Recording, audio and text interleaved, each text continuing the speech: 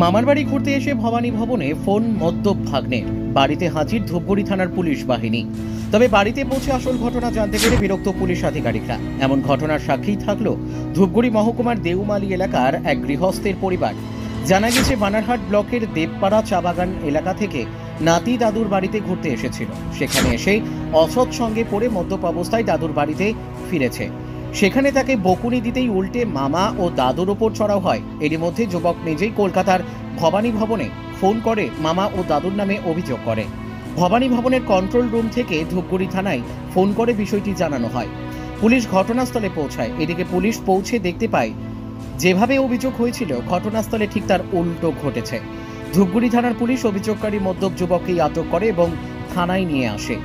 রাতে মামারা তার ভাগ্নের ওপর বেজায় চোটে ছিলেন, কিন্তু সকালে পুলিশের হেফাজতে থাকা ভাগ্নের ওপর রাগ কমে এবং থানায় হাজির পরিবারের সদস্যরা।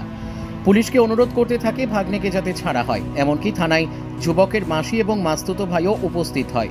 পুরো ঘটনায় পুলিশ বিরক্ত। তবে লিখিত অভিযোগ না থাকায় পরিবারের মীমাংসা মেনে নিতে হয় পুলিশকে। তবে ঘটনায় পুলিশ কিছুই বলতে চায়নি। ধূপগুড়ি থেকে ভাস্কর মহন্তের রিপোর্ট, আমাদের টিভি।